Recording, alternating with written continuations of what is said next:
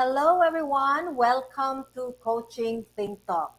I am Coach Marife Garfin from Life Coach Philippines, and this is Coaching for Overcoming. So it's a Wednesday once again, and all we're going to be talking, especially at 2 p.m., is all about overcoming, which you and I are designed. Okay, so this coaching conversation is for individuals, especially parents who are facing a lot of challenges in life, yet they still want to come out as the best version of themselves. So, thank you for joining me live today.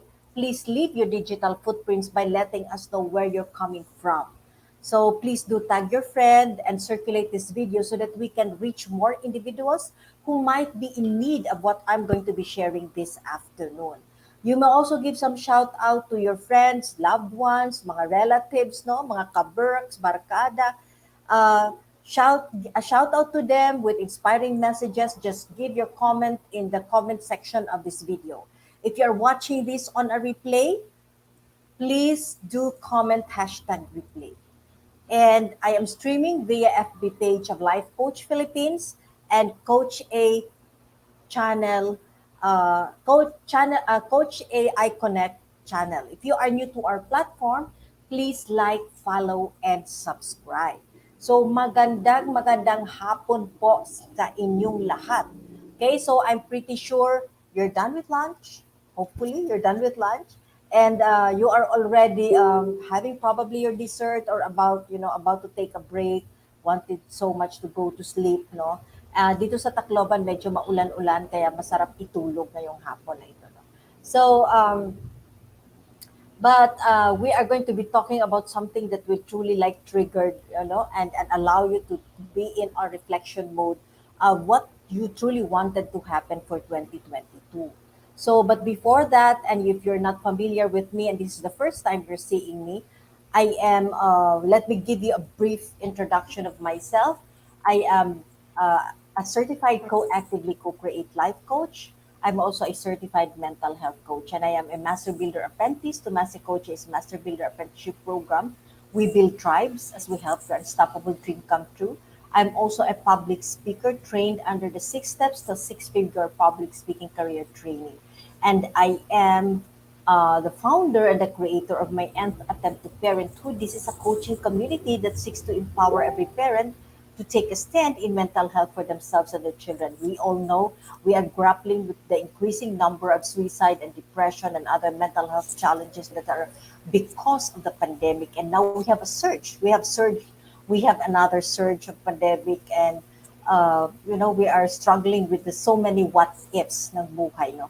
And so if you are one parent who wanted to have a support for yourself, no, for you to be empowered so that you can, lift other people that matters to you, especially your children, you can join us in my Nth Attempt to Parenthood coaching community. Just PM me, or look for it's a private group, no? So I can give you the link uh, soon after you just PM me. I'm also by background a registered nurse with almost 22 years of hospital work experience, but I've transitioned myself to becoming an entrepreneur and a wellpreneur for that matter. I'm the operator and the owner of the Healthy Hub, the Health and Wellness Coaching Center, here located in Tacloban City, Leyte, Philippines, just across People's Center at the back of the corner flower shop in Arellano Street. So this is the place for healthy food and healthy conversation. So if you're one person who is needing someone to talk to, someone to listen to you, and you want, you know, um, to be, or you just don't want to speak, you just want to be in a place where you want to be safe, you just want to chill out and be able still to enjoy a healthy snack and healthy, we have vegan chicharon here as well, and mushroom chicharon, and we have insulin tea and wine, then you can just drop by. You have healthy protein shakes. You can just drop by and just have your safe space here with us. Okay? So, magandang hapon po sa inyong lahat. And I pray that this live, FB Live will find you well. No? Will find you well this very afternoon. So we're going to be talking about overcoming. As I've said, every 2 p.m. of Wednesday, we are always talking about overcoming because there are so many individuals with what is happening now in this pandemic, no? Maraming sa atin ngayon na nakaka-experience talaga ng mga struggles because we're adjusting, we're transitioning because of the pandemic. And overcoming is a very, how do you call it, a wonderful input so that you get to be inspired, you get to be encouraged, and you get to have an awareness that you are able and you are designed for overcoming. So, but before I proceed, let me first acknowledge the coaches, uh, my kindred coaches here in Life Coach Philippines. No, many of them are already in the comment, in our joining me. So we have Coach Clacy, we have hi, hi Melanie, thank you for joining us, and we have Coach Sean. Okay, so maraming salamat for dropping by. I've seen Coach and Coach Joy Flerida Quinto kanina. So, magandang hapon po sa inyong lahat. And get your tea, get your what something to munch on para hindi po tayo antukin. Kasi this is 2 p.m. Okay? 2 p.m. at unholy hour. Hello, Nancy. Thank you for joining me. So thank you so much, no? So thank you so much for being here. So we're going to be talking about overcoming.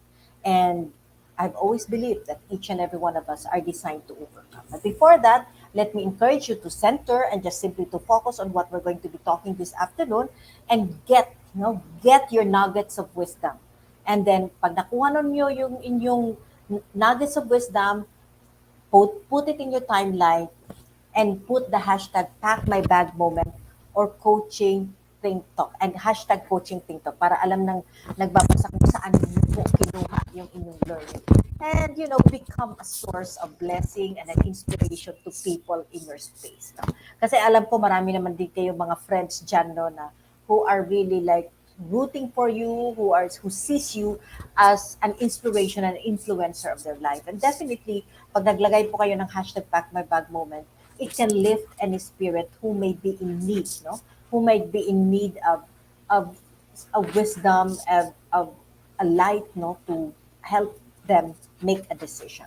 Okay? So let's talk about overcoming what if. Marami tayong what if sa buhay, no? Paano kung ganito? Kung gagawin ko to, paano kung ganito? Okay? What if this happened? What if I do this if this happens? So marami. And 2022 is a year na hindi natin alam talaga what will truly happen. No? So, what if I fail? Oh, but ang tanong din, what if you fly? Okay? And these are samples of some quotes, no, which I believe one or two of you may resonate. And you may have also your own what if. Baka meron din kayo mga dialogue, no, of what if. So everyone basically experiences having to ask oneself what if. Uncertainty is very real in our day-to-day life, no? This is common. This is a common human thought. Yung palagi nating tinatanong, what if? Diba? So this actually, basically naman, hindi naman negative talaga kung titingnan mo yung what if, no? Um, because it has its pros and its cons. When you ask yourself what if, it can also help you make decisions, and it can motivate you. Okay, it can motivate you to make better choices. But the struggle comes in when the what if becomes overwhelming. Okay? When it becomes overwhelming, it can lead to a bigger problem. So lumalaki yung problema, no? So what if is a common symptoms, especially when you are overwhelmed by it, it's a common symptoms for worry and anxiety. So the what if question comes up basically in major changes in our lives where we are required to transition, where we are required to adjust and adapt, just like having this pandemic, yung sinasabi nating new normal. Now, it helps, as I've said earlier, no, to look into the pros and cons for your possible decisions. But again, problem arises when the question becomes more frequent. Pag palagi na po kayo nagtatanong ng what if, kahit yung mga nitty-gritty, may konting-konti lang, what if? Okay, what if ganito? Paano? Hindi lang ako papasok, baka umulan. Hindi ko na lang gagawin ito, baka magalit. Hindi ko sasabihin kasi baka itong mangyari. 'Di ba? So when it becomes more frequent, yung sinasabi nating what ifs, and even in small or minor things, hindi ka makapagdesisyon. You are placed in a space of indecisiveness because of the so many what ifs. Okay? So what happened? It changed you, it caged you to truly experience life. Diba? Life is full of adventure, and life is, the spices of life is because of surprises of uncertainties. But if we are person na palagi nating tinatanong, no, what if, kasi gusto ko count yung aking mga, dapat wala talagang mistake, walang failure, then we're going to be caged in the space that we are in. Okay? The what if often lead to unhealthy habits of predicting and forecasting. Okay? So, it is a cycle. Nagiging cycle siya. No? It becomes a cycle. Life is full. We have to understand this. Life is full of unanswered questions. Marami po talagang hindi tayo masasagot. And that's why faith comes in when we are not able to answer questions. Okay? So we tend to predict. Pag hindi natin nasagot, wala tayong sagot sa tanong, we tend to predict or make up scenarios in our head that often leads to disaster. Kasi nga yung what if is supposed to be, okay, a future tense. But we want to ina-advance natin yun, no? Hindi tayo gumagalaw kung hindi natin yun na-answer. Now, there is a cycle on the what ifs. May cycle po siya. It start with anxiety. It start actually pag meron ka na talagang worry and anxiety. Okay? Pag may worry and anxiety ka na, no? Hello, Master Coach Sween. Hello, Coach Ann. Thank you for joining me. Hi. Hi, Coach Nancy. Thank you for joining. Ang layo ni Coach Nancy, no? But she's here. So, thank you so much. So there is a cycle. It begins actually with you already on the worry phase or you're having some anxiety. Probably you don't recognize it. You are still in denial about it, but nandyan siya. Minsan nasasapawan siya ng many other things, but at the root cause is basically worry and anxiety. And then beginning with a question. Okay? Anxiety and worry beginning with a question. So may tanong ka, paano kung ito ang mangyari? What if this happened? What if mapahiya ako? What if I will not be accepted? What if the report is not correct? Ganon. Since we cannot answer the question because it is of the future, no? Future tense kasi yung what if, hindi pa nangyayari eh. So we make up answers. And then because we make up answer, the answer causes more anxiety. Naku, pag pumasok ako ngayon, tatawagin ako ni boss kasi baka ano yung report. Baka mali yung report ko. Tapos pag nagalit si boss, baka naman ako ay hindi ko makontrol yung sarili ko. What if I did this? What if I do that?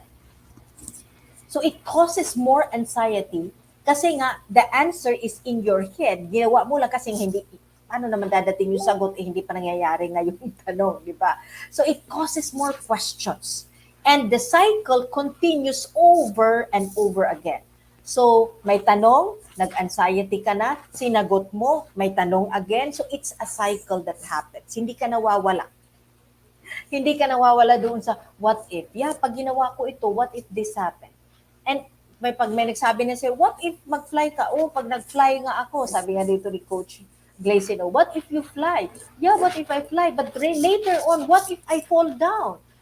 Well, then you stand up. What if, when I stand up, there are many obstacles. It's an ending. The what ifs can be an ending if you won't be able to control yourself. And as I've said earlier, it's gonna cage you and will bind you and will not allow you to move forward to the things that you want to experience in life. So yun yung nangyayari sa ating mga what if. So ano yung mga what if ninyo? Okay? Ano yung common na what ifs ninyo? Okay? I remember when I was still, I was still a young mom. I didn't have a house help. No? Wala akong katulong. I had two children. I had a 7 year old, and I had a I think Kel was about 4 years old, no? 3 or 4 years old. And I didn't have house help. So yung scenario sa brain ko, no, what if pag nagising yung mga bata, hindi ko na maluto to, tapos maglilinis pa ako, what if hindi ko magawa ito, what if walang pagkain, what if, marami, marami. And then, I try to really do things, no, to like really prevent things to really not hindi mangyari yung mga what ifs. Okay, so I'm not exempted. There will be times when I would also questions, and because now we are living in an uncertain world and we don't have the answer for everything.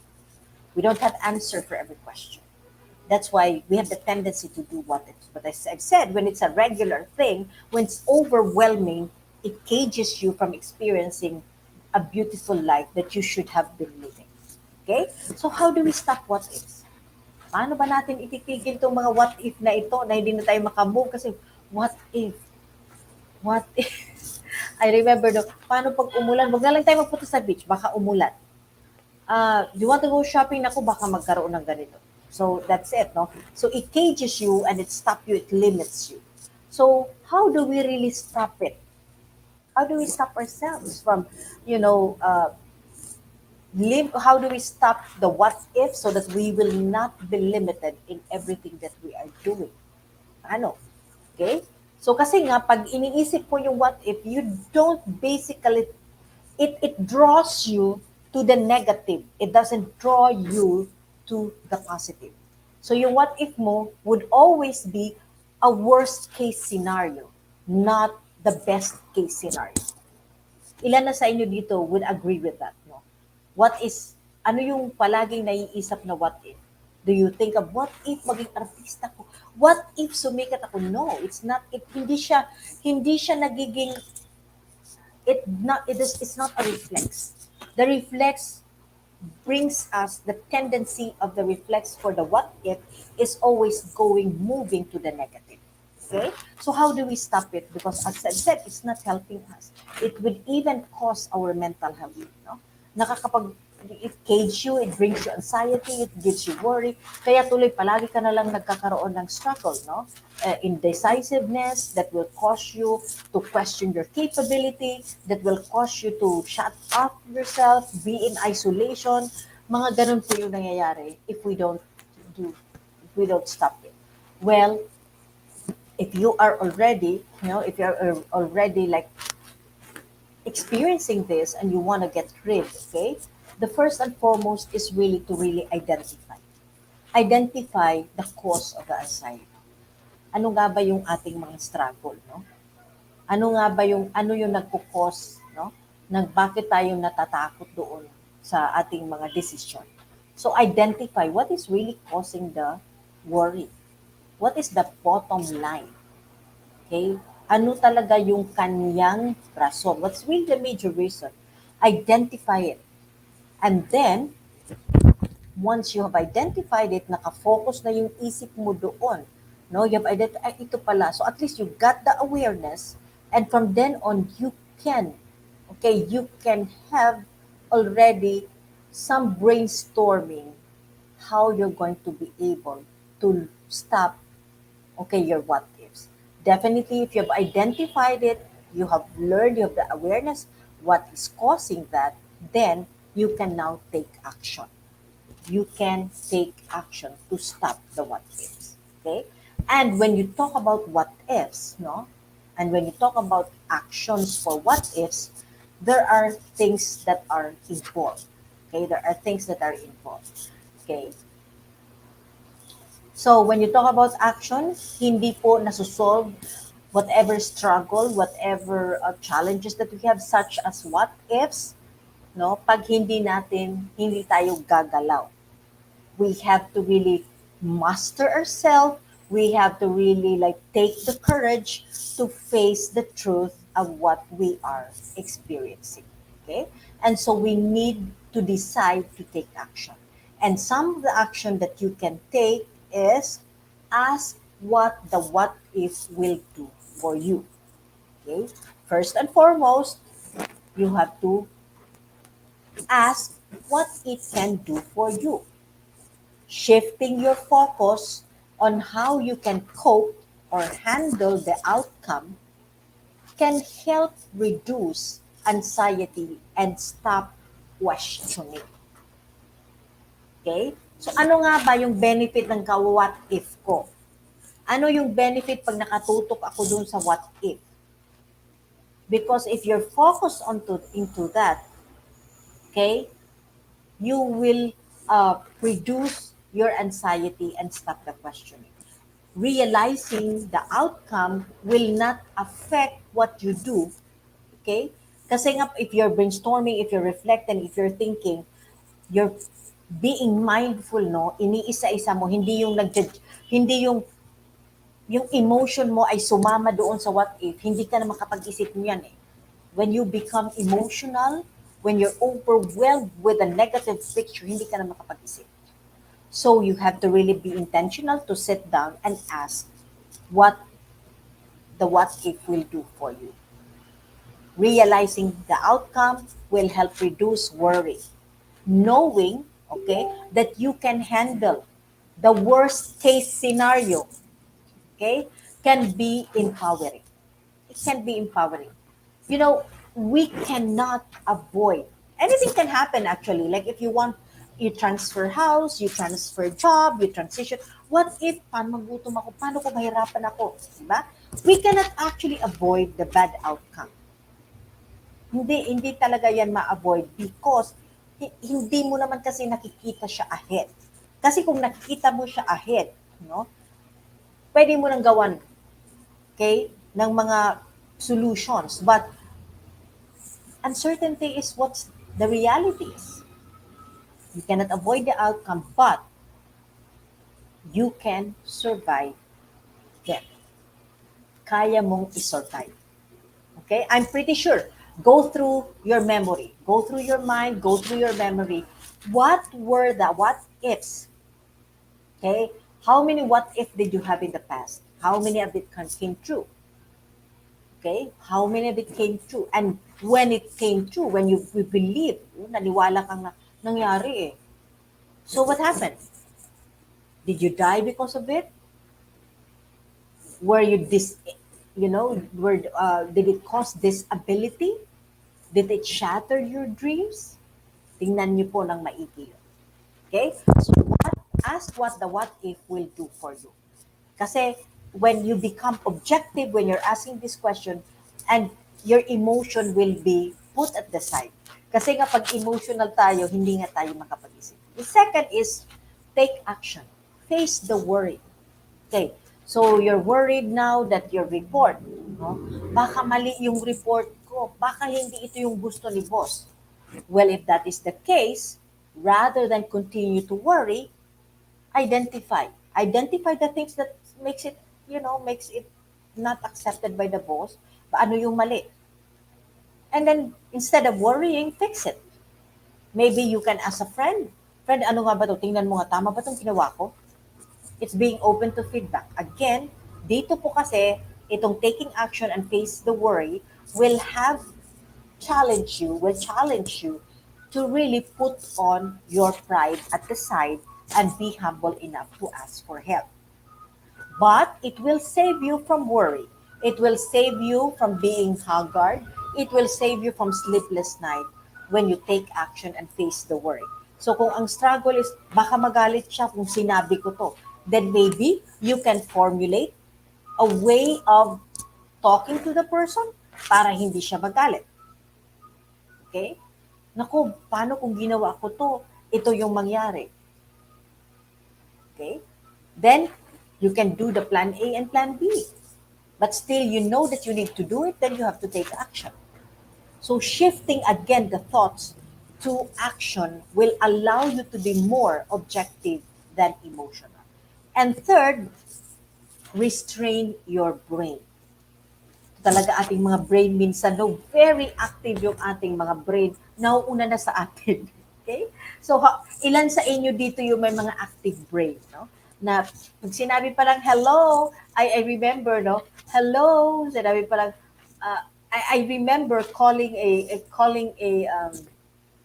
when I was still working in the hospital, I asked, I called a department. Tumawag ako sa operating room department because it was the birthday of one of the staff, no? And one of the staff nurse. And I called and I said, "What are you doing? Hello, how are you? What are you doing?" "I'm doing this. Can you come by to the office? Can you come by the office?" Marami na siyang inisip, no? Ang tagal niya bago siya bumaba. Matagal, marami na siyang senaryo sa isip niya, bakit ako tinatawag, ganyan, ganyan, ganyan. It took a while. And then when she came into the office, she was really like very sober. She was really like very formal. And then she was kind of surprised when I was smiling. And I said, and she reluctantly asked me, "Yes, ma'am, why did you call me? What is it, ma'am, that I can do for you?" And I said, "I just want to give you your gift. Kasi nga birthday niya." And it's really like, I saw the relief. I saw the relief in her face and in her eyes. And later, she was laughing hard and she told me I had so many scenario in my head.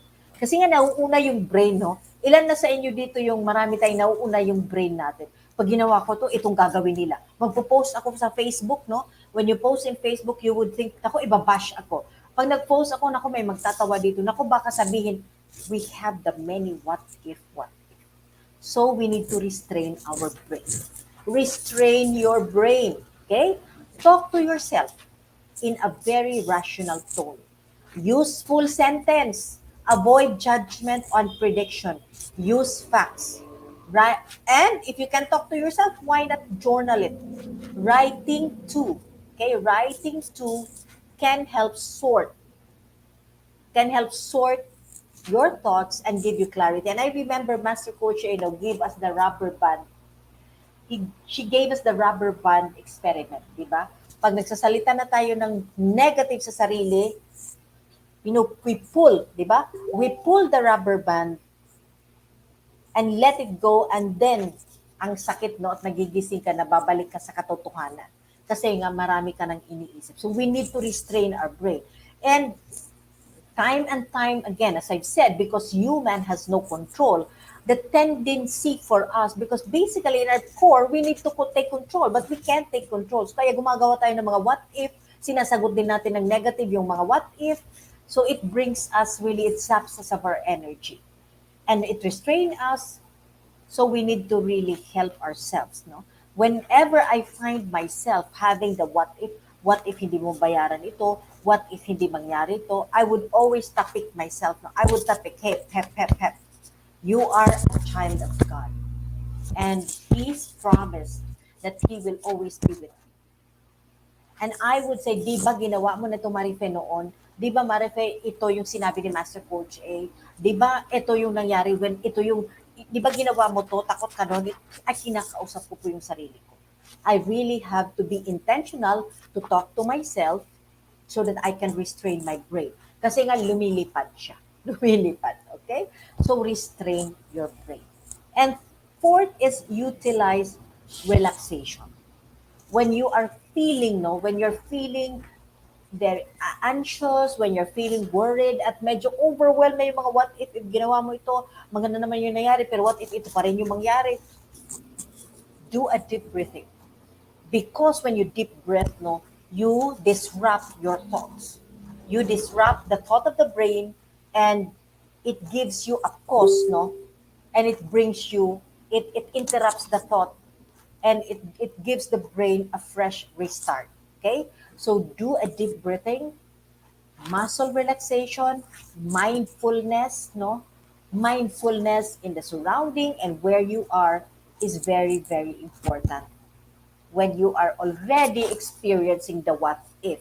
Kasi nga yung what if, lumalayo ka na doon sa future. Hey, hey, go back, go back. Be at the moment, be present. Be present. Okay? Harapin mo na kung ano ang nandito. I remember talking to employees, no, in one of the organization that I've been serving last year, and oftentimes they're overwhelmed with so many reports. At inisip nila, magre-report, tapusin kong report kasi bukas may report pa. What if hindi ko ito matapos? What if bukas may mangyari? And it overwhelms you.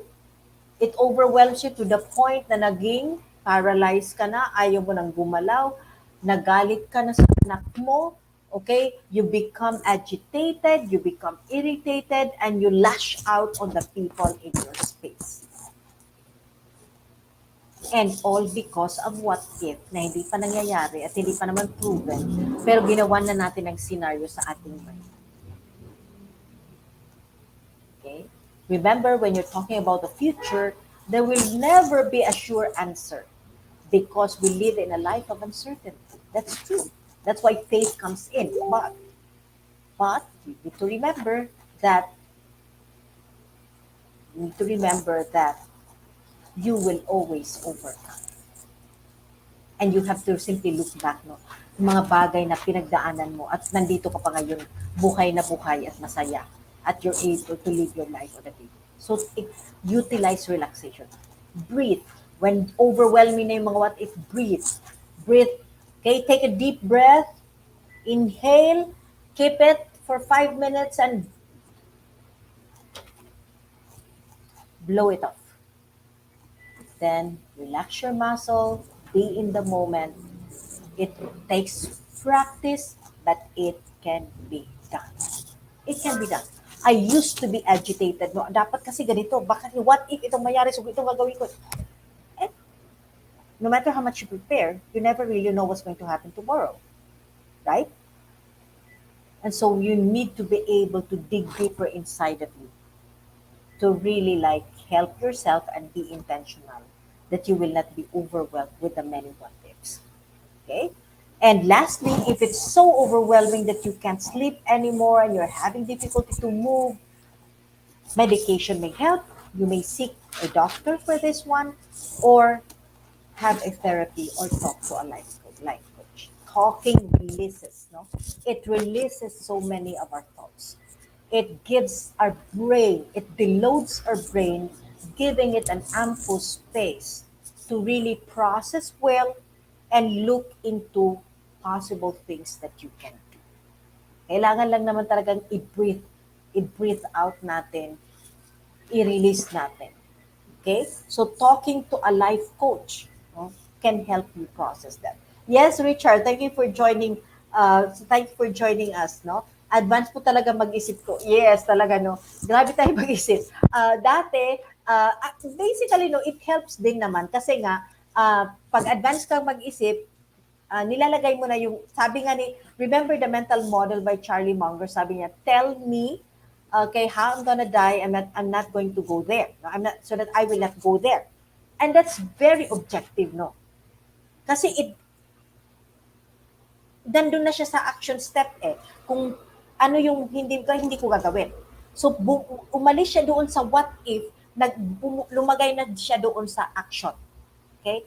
Pero, yung what if na paano ito mangyari, what if, nauuna ka na at wala ka na magginagawang action, pabalik-balik, and then you go into overthinking. That's why you can no longer sleep doon sa mga what if mo. It's not going to help you. Yes, happy birthday, Richard. Happy birthday, Richard. No, it's Richard's birthday. So, happy birthday. So, these are the things that you can do. Ask what the what if will do for you. So you become objective, less emotional, take action, face the worry. Kaya sa magproblema ka, okay, ano yung pwedeng gawin dito sa what if? Kung ito yung, that's where Charlie Munger was saying, no?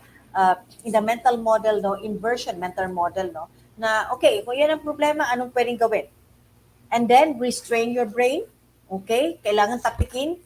Kailangan sabihan yung brain na hindi. Nalusutan ko na ito before. Hindi naman nagkatotoo yung mga inisip ko dati. You have to restrain your brain. It's still within your control because that's your body, that's your thought.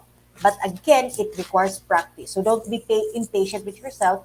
Just continue to practice on a day-to-day basis. Sinasabihan ko talaga yung sarili ko pag medyo nagnenega na ako, sabi ko, ay, sandali, Marife, hindi ate yan, hindi makakatulong yung negative. So, kailangan yung mga what if tanggalin, no? And if you find yourself into that, no? Restrain your brain and definitely, pag na-overwhelm ka na, you feel kind of feeling you're overwhelmed, then utilize relaxation. Breathe. Breathe in. And if you can go into a prayer time, then do it. Do it. And if you can read the Word of God, no, basahin. Marami pong, it calms the soul and it calms the spirit. But if you're having so much difficulty di makatulog, it's so overwhelming, You may need to see a doctor, or you may want to talk to a therapist, or you can talk to a life coach. So that's what you can do. As I've said, uncertainty, there are so many things in store for 2022. And if we continue to dwell in the what if, hindi po tayo makakamove. At sayang naman kung ano yung mga adventure na pwede pa natin gawin because we are confined in the cage of what if. Okay? So remember, do not forget Philippians, the promise of God in Philippians 4, 6, and 7. Do not be anxious about anything, but in every situation, by prayer and petition with thanksgiving, present your requests to God. And the peace of God, which transcends all understanding, will guard your hearts and your minds in Christ Jesus. So there is always a way out, honestly. Whatever your struggle is, there is always a way out. You just have to really like look into yourself, look deeply into your heart. No, look deeply into your heart and say, I am designed to overcome. I'm created to overcome. And so I'm going to reach out for help because God, okay, have allowed other people the opportunity to bless me as I bless other people. Importante lang naman po is alam mo na talaga po may tulong, especially when it's overwhelming. When you kind of feel hindi na kaya, wag po tayo magpaka-superhero. Okay? Ask for help. Ask for help. Pwede po tayo, instead of isolating ourselves, no, in our own thoughts, nagbabalik-balik lang, balik-balik lang yung what if, no? Why not reach out? Your reaching out is a sign of strength that you are capable. You are capable. In fact, you are the hero of your life. No? Kaya lang, oftentimes, the what if talagang napupuno na yung brain natin at because of our pride, we tend to isolate. But isolation is a no-no. We need to reach out. We need to really ask for help so that other people will be given an opportunity to become a blessing. Okay? So thank you for joining me today. Okay? Marami sa Coach Cherry. Thank you so much for joining me this afternoon, no? And if you are one person who has so many what ifs, maybe we need to ask a question. Do you have the inner peace? Okay. What have you discovered about inner peace? Okay? Because oftentimes the not worry and anxiety comes because our spirit and our inside is in a turmoil because we don't have the inner peace. So try to take a look, try to reflect. And if you kind of, if alam mong, oo nga naman, no, palagi na lang ganito yung nangyayari, I want to really be settled on this, I want to make sure that I have peace and joy continues, no? In spite of challenges, then maybe this is the program for you. So this is a class that I'll be running in February. So join us, register now, that's my number, and experience how it feels to have that inner peace. With storms or without storms, with challenges or without challenges, with friends or without friends, among people or on your own. When you have the inner peace, there will be limit to a lot of what ifs in life.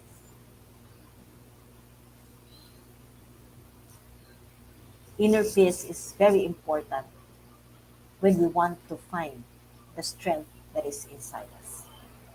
So if you're interested, connect with me or call me or text me or message me in this phone number, or you may message me also in my Facebook account, Marife Garfin. So thank you so much for joining me today. And let me just invite you know if you are not you have not yet experienced no what we have been experiencing. If you're not yet a smart holder and you are missing the perks that we're enjoying today, well, um, it is high time for you to really take action. So today is the best time. Connect with Coach Rizal through 0917-586-1661 to join the Be Learning Society, the tent maker of Be Learning homes for mental fitness. And when you get that Be Learning e-card, you get to enjoy 5% Food and beverage discount from Big Cup Coffee Republic. We have the vegan meal so yummy. I just had shawarma this lunch, no, together with my multi-grain cracker. So yun po yung lunch ko. Super sarap. Okay? You have, I favorite ko din yung guyabano juice, no? So, just hop in there, no? And get this card. You get a 5% discount from all your orders in the Coffee Republic. And then you get a full access to Mental Model Masterclass by Master Coaching, which usually happens every fourth Saturday of the month, plus the benefit of a 90-minute free coaching session with senior coaches from Life Coach Philippines. So, inviting you this coming, the masterclass for Be Learning Society of the different mental models is this coming this January 29th. It's the fifth Saturday at 7 p.m. po ito. So, join us. Master Coach is going to teach us on transformation.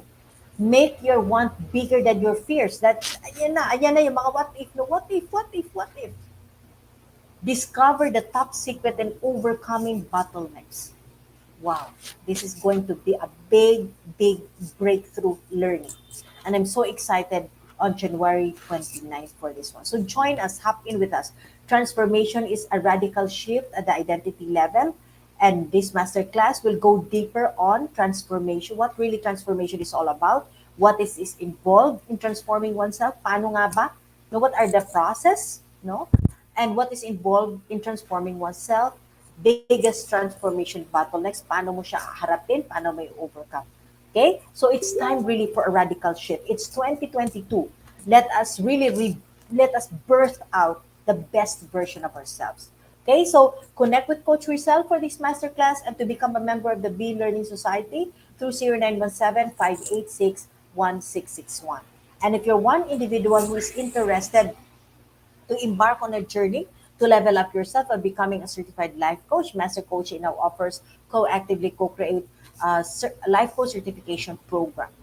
And this is a CPD accredited course with 40 credits unit. Okay, so CPD is about learning new things or refreshing your knowledge by doing new things, and this what makes CACC Life Coach certification program the perfect track for your continuing professional development. Life coaching is a 21st century learning experience that is empowering professionals to enhance their skills in multiple domains and thereby increasing their relevance in an increasingly complex workplace. And 2022 is going to level up in technology. It's going to be a different landscape because the digital platform and the digit and technology is really fast. It's a fast pace, no? So we need to really um, be able to handle the transition and the changes. And becoming a professional certified life coach will do just that for you.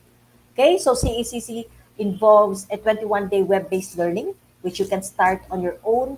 And then when you're ready, you get to attend the 3-day live coaching bootcamp with Master Coach A and 3-day live business bootcamp with senior coaching team. So the program package also comes with other bonuses so connect with Coach Rizal, especially that the next CACC certification class will be this February. So call your friends, tell them if they wanted really to level up, if they want really to become the best version of who they are, this is a much better class to attend, no?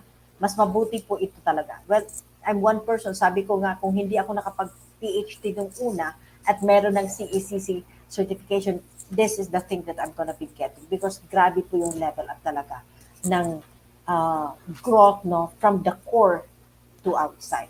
Okay, so connect with Coach Rizal through 0917-586-1661.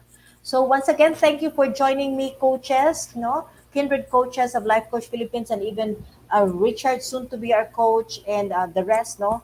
Coach Ann. So do join us for another coaching conversation. No, tomorrow po, we have Think Talk comes in at 10 a.m., 2 p.m., and 4 p.m. So just take advantage of the free learning that you are receiving, learning, awesome learning that will help you get through 2022, level up from the inside out. So once again, this is Coach Marife Garfin from Life Coach Philippines for Coaching Think Talk. Coaches like us think and talk like this. This is us in the Philippines. Love, bam, boom. Love, bam, boom. Love, bam, boom. God bless everyone. As a business owner, are you overwhelmed by the need to post beautiful, engaging content every single day? Are you left wondering what to write? Tired of scrolling through stock photos that all start to look the same? Confused by complicated graphic design programs?